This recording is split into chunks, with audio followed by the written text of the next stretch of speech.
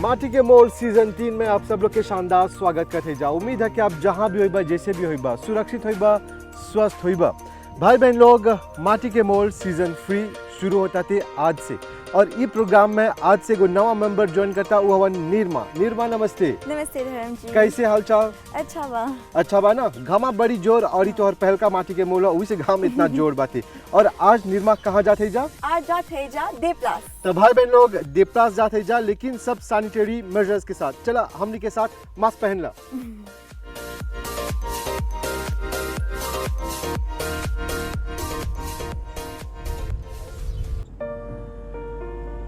देवप्लास कारोइनूफ दक्षिण के एगो सुंदर हरा भरा गांव है। ई इलाका में ज्यादातर लोग रोपाई करके अपन जीवन ले जालन जा। हैजा परी घर घर में आपके एगो छोटा मोटा जन खेती बाड़ी बा नजर आवेला। एकर संगे संगे बड़ा सुपरफिसी में ये लोग रोपाई करेलन जा। हैजा के सब्जी देश भर में जाला। तो चला आज दौरा करी जा देवप्लास कारोइनूफ के।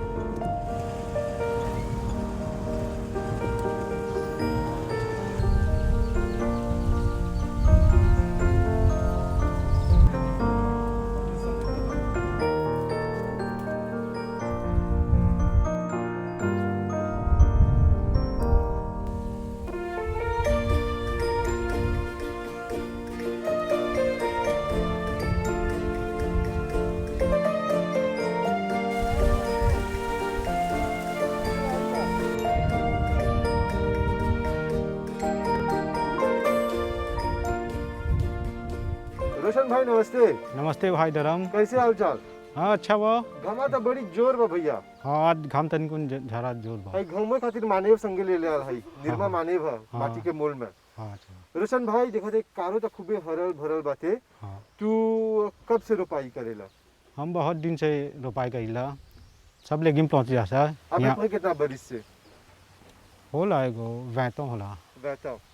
अच्छा, जब एगो व्यक्ति एगो प्लांटाशो में आवेला, जब रोपाई में आवेला माटी के मोल दे के शुरू करला, तो कर पीछे एगो कहानी रहेला। हाँ। हमने के वो कहानी सुनावा कैसे आइला प्लांटाशो में तू? हाँ बाप आगे प्लांटा था तब ओकरे संगे आवत है कागो। तब ओकरे संगे सिकली सा। तब अब हमार कागो ओके पे गईला। ओके, कहाँ रहेला तू?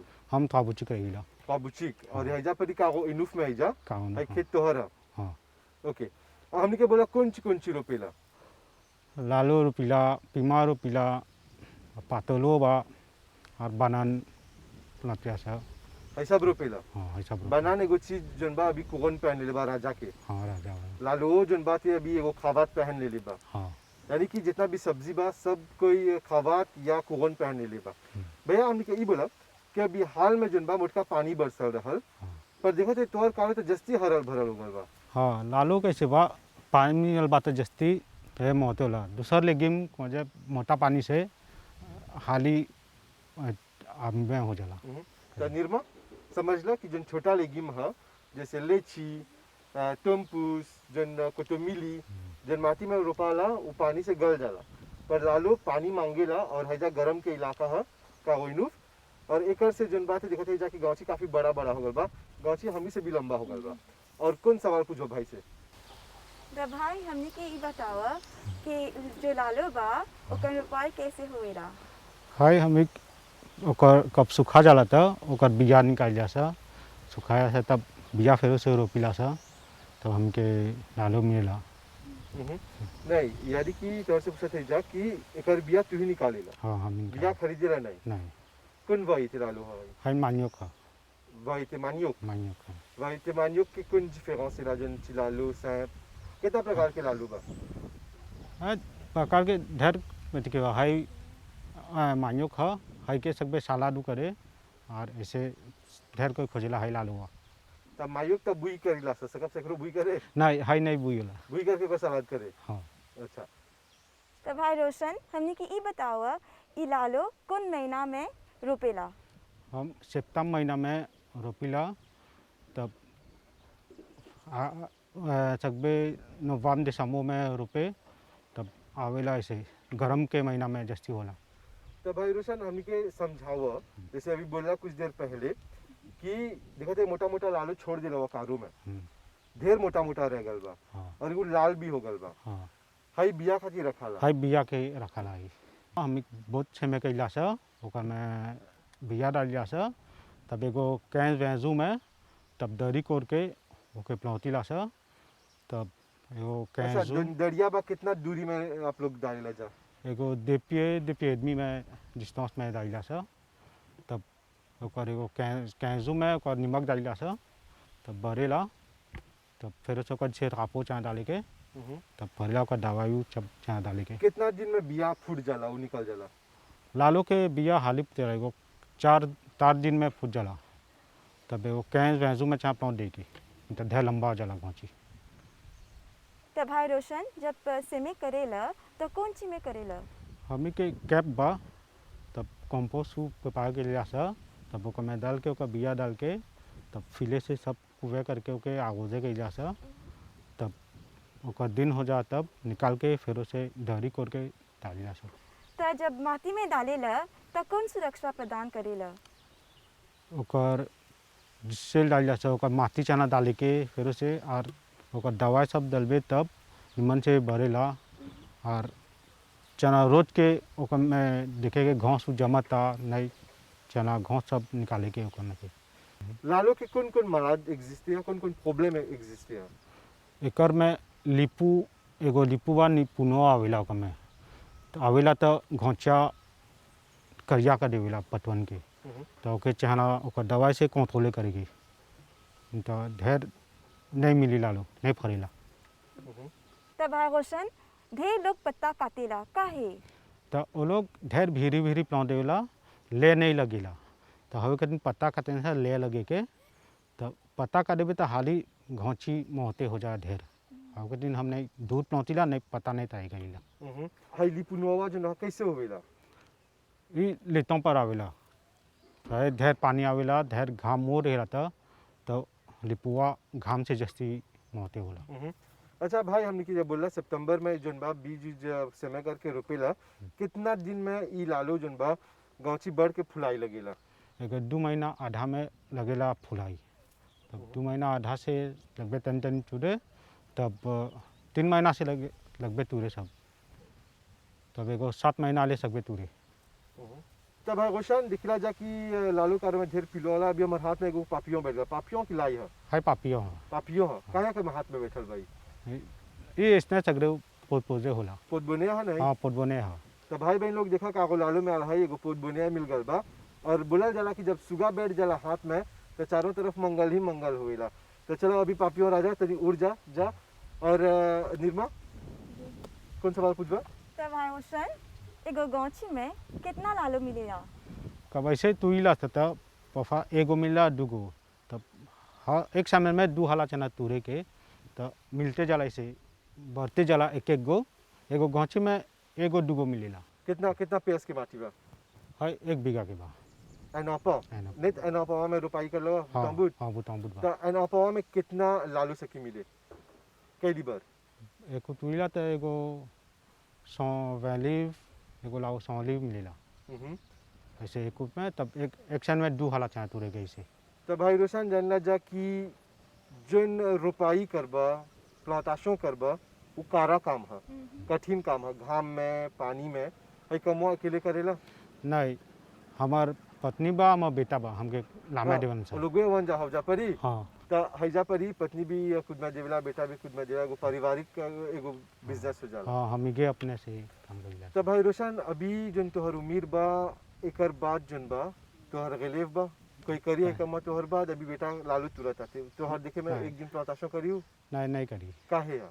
बस ये लोग लेकोल जाला पढ़े था तो लोग हाई में नहीं खोज आई के जो लोग आई तो हाई में नहीं आई वो लोग जस्ती आवो जैन से कैसे लाशिया में वो लोग हाउ में सही काम करी नहीं पर हवो में नाफा बा जैसे लाशिया में भी घाम पानी से बचल रही लेकिन हाई जोन परंपरा है प्लांटेशन के लोग जारी रखबे करी हाँ हाई सिखावत हो हाँ सिखावत है छमो हाई जस्ती तो अजे डिपेंड है बाइक में नहीं बा पानी नहीं बा घाम चाहना कागो आई के तो वो लोग का जी वो लोग आई कि नहीं। ओके तो अभी देखा थे जब फुलवो खूबे जोली जोली हो गल बा पियर और लालू जन बा फुलवे में से निकलेला हाँ अभी देखा थे नीचे से लाहो लेकर फुलुई तक लालो ही लालो बा। हाँ। तो अभी गौचा कितना महीना के है? है 5 महीना हो गल बा। 5 महीना। 5 महीना। ओके। तो अभी बाजार में लालो जन बा तनी ओकर दाम बढ़ गल बाते, लालो तनी कमती बा भी? हाँ तनिकुन कमती बा अभी। ओकर सीजन होला ढेर होला और अभी तनिकुन कमती होता अभी। ढेर पानी मिलता, ढेर पानी में करापो जिमनिया होला, उतना पानी नहीं खोजेला कोनो। ओके। भाई रोशन, लालो रोपाई में कौन लाकयत बा कौन फोफी बा? लालो कपतिया से तो उतना दवाई नहीं लगेला कर में और उतना डिपेंडो नहीं लगेला एकर में ढेर दवाइयों नहीं लगी मुझे अपने में सकबे काम करे ढेर डिपोसो नहीं बा तब तुबे तो उतना डिपेंड नहीं बा। कैसे दूसर लेगी में पोमडामू में ढेर दवाई लगेला ढेर दवाई लगेला एकर में नहीं लगेला ऐसे।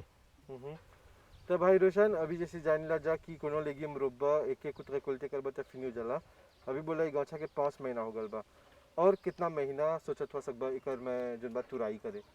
अरे को 3 महीना ऐसे सकब तुरे कर में, यानी कि एगो लालो रोबा त 8 महीना सकबा के कोलते हाँ करे। 8 महीना सकबे को हाँ। 7 महीना 8 महीना ऐसे ही जाला। त बोलन जा कि जन लालो वियज रहेला खूबे जोली होवेला, हाँ। पर कल्ले कल्ले जन बा उ कठवाई लगेला, काहे लालो कठवा जाला? ओकर विटामिन चाना दे के ओकर जिसेलू चाना डाले के नहीं डलबे तो हवे अथी हो जाला खाई लगेला। त तबिया निर्मा में सिर्फ चल रहल काहे लालो तूने हो जाला, तो के बोला काहे लालो कठवा जाला। त समझला आज काहे, यानी कि ओके खाई के नहीं देबा, ओकर खाद नहीं डलबा, नमक नहीं डलबा तो उ लालो कठवा जाला। और जैसे कौन फोफी है एकर? ये पोफिए मिलेला, ये ढेर कब फैला तो उतना डिपोस नहीं रहेला। भाई रोशन, हमने की बतावा पीमा कारो कैसे बा? अभी हमार काऊ पीमा ढेर पानी आवता तो तनिकुन सूखा सूखा गल बा तो अभी तनिकुन पीमा में ढेर डिपेंड बा, ढेर दवाई लगता डाली के नहीं डलबे तो है पनिया होके गला देवता। तो रोशन भाई अभी हमने के बोला कि यही सब सब्जी रोपलेवा, जैसे बोला पातुल रोपलेवा और पीमा रोपलेवा, बनान रोपलेवा, ये सब सब्जी कहाँ बिजा करेला? हम लाभवन बिदा करीला और बनान मौसा वाला ले जाए काऊ में। कौन बनान, कौन वही थे बनान है? बनान नहीं है। बनाने तनी गौ गलबा अभी तनी महंगाओ गलबा। तो अभी जोन बा बनान में कौन लामोताज बा, कौन देजामोताज बा? बनान में दवाई नहीं रही पड़ेला डाले के और ओकर दिन में फरेला और उतना डिपेंड नहीं बा ओकर में। यानी कि एक बार रोप देला ओकरा हाँ तो वो मिलते रही। हाँ मिलते रहेला हाँ। ओकर लाभता सही बा। रोशन भाई, हमने की ई बतावा एगो खेतीहर के जीवन आसान है? ना एगो खेतीहर के जीवन आसान नहीं बा, बस कि अब लाभी ढेर जिप्सी हो गल बा और क्लीमा वो ढेर सोचे गल बा, एकदम से पानी वो आवता और घाम के लिए में ढेर घाम रहेला तो जिप्सिल हो जाला पौताशों करके पफा एगो थुआमा ले कब घाम ढेर घामा हो रहेला तो नहीं सकीला सब पहुँची तो 3 महीना ले ऐसे नहीं सकीला सब पहुँचे घाम के वजह से। तो अभी भाई रोशन तोरा ई बोलब कि जैसे तोहर खेत हरल भरल बाते, हमेशा तोहर मेहनत फल दिखाते रही, हमेशा रोपाई करते रहिया, माटी के मोल देते रहिया। बोले जा कि माटी में जन शक्ति बा, खाली एगो बीज डलबा तो वो बीज जन बा फूट जाला और वो बीज हमनी के फल देवेला।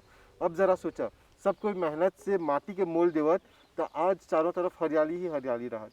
यानी कि रोपाई चना करते रहे के ओकर लामोताज ई है, एगो तोहर एगो आय मिल जाए, एगो आमदनी तोहर घर में आ जाए, दूसर जन है सेहत बनल रहेला और तीसर का जन बात है कि हमेशा आप प्रकृति के साथ जुड़ल रहेला। अभी देखा कि हई करुआ में फूल बा, एगो फूल जन बा कितना सुंदर पियर बा, घरेना बा। अब फुलवा के भीतरे नहीं लौकता लालूआ, लेकिन फुलवा जैसे झरी तो लालू ओकर में से चलाए। यानी कि प्रकृति हमने के सिखाते रहेला कि हमेशा जीवन में चाहेला प्रगतिशील रहे के, आगे बढ़ते रहे के। एगो फूल में से एगो लालो निकल जाला तो तू भी एगो फूल बन के अपन आप के फुफरित करा और जब फुफलित होइबा तो लालो लेखर चमकते रहा, जीवन हमेशा सुगम रही। तब भाई बहन लोग एगो गाछी एगो लेताप सिखावेला कि उ जन्म लेवेला, फिर हमने के फल देवेला, फिर अपन अंतिम डेस्टिनेशन सुखा जाला। हमने के जीवन भी औसनी है, माटी के हमेशा मोल देते रहिया। तब पूजा अभी जन है हमने मिलब जा भौजी से, भौजी आवत हन, आवा भौजी आवा। नमस्ते भौजी। नमस्ते। रोशन के पत्नी हमार भौजी के नाम का है? रश्मा। रचना। अच्छा भौजी, हमके बोला कि आप कौन गांव से शादी करके आइला है जा? Saint-Hubert। सैचिबिया। हौजो पर ही चारों तरफ हरियाली ही हरियाली, नदी वेजे सब बा। तू कैसे आइला प्लांताशों में? Avec mon Michel fait plantation. Là, moi, j'ai plutôt mon Edli. Qui lui faisait payer un jimoun qui me reste dans la case. Mon Edli. Nous travaillons ensemble. तब भौजी हमने की ई बोला एगो महिला के जीवन आसान है? Non, mais nous faisons faire, non? Parce que nous faisons être nous Michel de place nous à travail, l'autre place, de place nous pas perdre le temps, nous nos enfants. Moi, travaille pour moi-même, moi, la case, moi, j'ai fait tout mon travail, la case. त भौजी हम तौर से ई बोलब कि भाई रोशन एगो प्लांटेर हवन, फजीर के उठेला, ओकर चाय गरम गरम मिल जाला, रोटी मिल जाला, ओकर खाए के बांध देवेला, उकारू चलावेला। पर एगो महिला के जीवन देखा कितना आसान नहीं है। उठा, घर के काम कर, पकावा, लड़का के देखा, फिर खेत में आवा, यानी कि जीवन में उतना फासिल नहीं बा महिला लोग Oui, खातिर। oui, pas कौन facile. मिसाज देबा महिला लोग के जन सुनता इस समय तोरा? Non, moi, tout madame faisait travail. Quand même travail de carreau, quand même travail de bureau, peine à la honte. Nous peine à la honte, ça. C'est nous pas capable de dire, oui, nous pouvons mettre bottes, nous pouvons venir travailler, c'est pas, nous pouvons gagner envie de monde, non, ça non. Moi, je mets mes bottes, je viens mon travail, moi, je la cam, je fais mon ouvrage, la cam, je get mes enfants, tout. भौजी हमने की ई बतावा प्लांताशों में कौन कौन काम करेला? Je mets bottes, je planter, je casser, tout me faire, tout travail me faire. यानी कि जैसे भाई रोशन बोला कि मैं Oui, करेला, oui. प्लांताशों करेला, नीमक भी डालेला, Oui, tout. यानी कि बराबर जिन काम भाई रोशन करेला तू भी करेला। Oui. कमा सीखे के आसान रहा? Oui, mais mon papa des autres travail quand mon maman, papa, bien, c'était moi, nous avions travail. बोलेलन जा कि माँ बाप के घर में हम रानी रली, Oui, पर आज हैजा परी खेत में हवा सब खुश हवा। oui, mon. अच्छा, अब जन महिला लोग तोरा देखत हो ये समय, वो लोग भी कुछ उनसे प्लांताशों करे के, उनको गाजे करबा कौन Oui. मिसाल देबा? Non, plantation, on trouvait les bons. Les bons plantations, on fait pour même, pour gagner des légumes, tout comme la case, pour servir la case, ou faire aux plantations. On connaît un lait ou venir, un lait ou aller. Si on veut venir aujourd'hui, ou venir, si on veut venir ou pas venir. Dis pour où? Mais tandis qu'on peut travailler à une place où tous les jours, vous allez. Vous allez mettre présence là-bas, vous allez retourner. Mais ça, si on veut aller un jour, venir. Ou pas on veut aller un jour, pas aller. भौजी हमने की ई बोला कौन बाजार जाला? Rosebel, Maïbo. नहीं, हैजा परी बेचे जाला जा। Oui. तोरा ने पर जाके लेगिम किने के, Non. बस ये सब लेगिम मुझे मिल Oui, जाला। tous les légumes finis gagnés, pas besoin de la bazar. तो अभी लालो रोपले हुआ, कौन प्रकार के लालो जैसी खुशी रेला खाई के? Chipchila plutôt. कौन सी करेला ऊपर से? Salade. On fait salade, mon frère. Tout fait. Chipchila plutôt. Fait salade plutôt. पर बोलेलन जा कि गो प्लांटेर जनबा सब निमन का जोलिका बेच देवेला और जन मारू रह जाला ऊ खाला। Oui, ça, il y en a. काहे या? Pas connaît. Quand moi aussi, il y en a comme ça. Une fois, il y a tout gros la lune gardée, tout la lune allait. घोलालो तू खाला। Oui. और देखा ते बेटो कुछ में देवा जाते ऊ लेकोल जाला Il y a l'école. और ऊ कुछ में देवेला संगे Oui, संगे। là, la case, je vais donner un coup de main là. तो जैसे अच्छा बा माँ बेटा सब संगे समय बितावेला जा। कैसे हमको गाजे करेला इको के? Non, je dis, mais de place, peine à travail, peine à l'école, peine à travail, non, il y a bien nous-mêmes, bien travailler avec nous-mêmes. तो ओके भौजी, बहुत बहुत धन्यवाद। ये प्रकार से जैसे बोला जा एवरी सक्सेसफुल मैन के पीछे जन बा एगो महिला के हाथ रहेला, पर आज देखा तोहर पीछे तोहर बूढ़ा खड़ा बा। आप लोग इसी प्रकार से कामयाबी पाते रहिए जा और अपन खेत के हरल भरल बनाते रहिए जा। बहुत बहुत धन्यवाद। अले नमस्ते भाई। अले नमस्ते।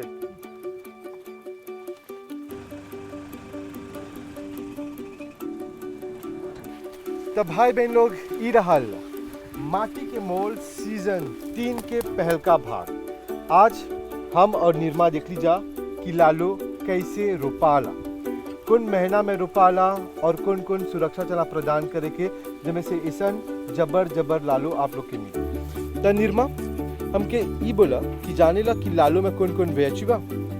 हम तो जानिला कॉन्स्टिपेशन दूर करेला। कॉन्स्टिपेशन दूर करेला, पर ओकर संगे और भी बेनिफिट बातें जन ई वीडियो में देखब जा। भिंडी माने लालू के अंग्रेजी में लेडी फिंगर भी बोलल जाला। ई मालो परिवार के एगो सब्जी है। एकर पैदावार सबसे पहले यूएसए में हो रहल। ई सब्जी जोन बाती गर्म तापमान में उगे होला सब्जी है। एशिया होई चाहे यूरोप, भिंडी सबके प्रिय सब्जी मानल जाला। भिंडी माने लालू या ओकरा एगो बहुत ही पौष्टिक सब्जी है और हमनी के स्वास्थ्य खातिर बड़ी ही लाभदायक। एकर में भरपूर मात्रा में magnesium, folate, fibre, potassium, antioxidant, vitamin C, vitamin का और विटामिन ए पावल जाला। भिंडी जो है गर्भवती महिला लोग खातिर बड़ी लाभकारी मानल जाला। दिल के जवान रखे खातिर और दिल के स्वस्थ रखे खातिर लालू बड़ी मदद पहुंचावेला। भिंडी से ब्लड शुगर यानी कि जाबित भी कंट्रोले होवेला। एकर में कैंसर से लड़े होला क्षमता पावल जाला। भिंडी यानी कि लालू पुरुष रोग खातिर बड़ी लाभकारी मानल जाला। एकर में पावल गल मैग्नीशियम मानसिक रूप से इंसान के स्वस्थ और खुश रखेला। आयुर्वेदिक चिकित्सा करे होला लोग मानेलन जा कि रात के लालो काट के ओके पानी में भिगो देबा तब फजीर के ओके पीला से जितना भी जाबित रहेला कल्ले कल्ले मिट जाला और जोन ब्लड शुगर है उ कंट्रोल में रहेला। लालो भिगोवल पानी पीला से त्वचा भी एकदम तंदुरुस्त रहेला और वीर्य भी बढ़ेला। मॉरिशस में लोग तरह तरह से लालो खाई के पसंद करेलन जा। चाचा हमने के बोला कैसे खुश रहा लालो खाई के? हम लालो सब खाइला तरकारी में तार सबसे हम खुशी ला सलाद का सलाद खाई। काहे खुश रहा लालो खाई के? लालू अच्छा है, अच्छी जेनू के कूद के लेजो के अच्छा और डिजेशन के अच्छा। चाची नमस्ते। Namaste. Qui peut choisir comme ça? Je fais de l'alo petit. Choisir l'alo? Comment on compte mange l'alo? Mon contact, prière, quand je suis lentilles, après je fais salade. Mon bruit, je fais salade. Qui fait on compte mange l'alo? À cause pour choses, pour malade. Enfin, pour les autres, salade est bon. Mon bon client, quand je viens sur le petit lalo, et surtout le samedi dimanche, je viens faire un petit gachak, un petit masala, par-ci par-là. Et voilà. Salon Guéalac, moi j'ai préféré. Mais écoute, un petit peu plus cher, mais pas beaucoup, 25 copies. Mais l'alo, comment il baisse le salade? Avec ça, la pila, il y a un refoulement. Et sinon, l'alo, tu peux vendre 100 roupies, à celle 25. Et moi, la famille content mange salade lalu, pas avec de l'huile parce que la famille pas content trop friture. Mais nous plus content salade. Oui, ce genre ce piment et ce cotomili, ok. Allez, chilalo pour salade, confrire, chilalo, piment curry pour le week-end. Voilà. Le chilalo. Vous mangez en salade avec parfois un petit toupé. Fruits cassés aussi. Voilà. Mais qui mange le bien? Salade là, mon plus adapté à lui. Meilleur. 25.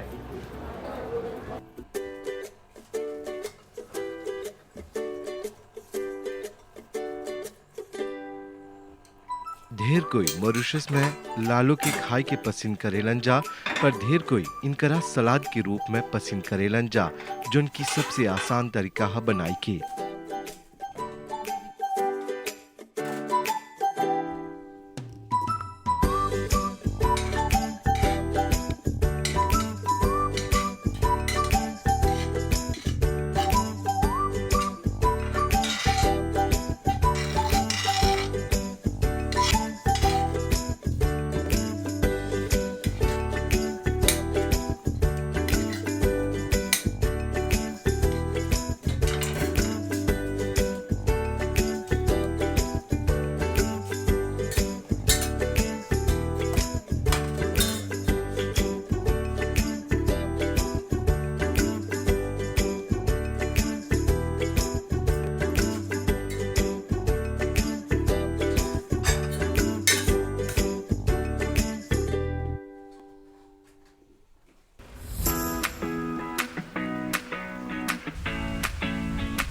तो भाई बहन लोग ये रहल माटी के मोल season 3 के पहल का भाग जो पेश कर लीजा का होइनुफ से देख लीजा कि हैजा के माटी कितना उपजाऊ है, हैजा के लालो कितना सुंदर हुएला और हैजा के खेतीहर लोग निर्मा कैसे अपन जीवन ले जालन जा। माटी रहल चाहे हमनी के लमार कागोइनुफ के हैजा परी माटी में भी लमार में भी हरा भरा खेत रहेला। हैजा के पानी देखा तो बहत आते, ई पनिया बहते बहते हमनी के ई सिखावेला कि तोहर मन में लगन होई, हाथ में मेहनत होई, जादू होई, रोपाई करबा अपन हाथ दलबा माटी में लमार में त खेत हरा भरा होइबे करी। त अंत में निर्मा साथ देला बहुत बहुत धन्यवाद। नमस्ते।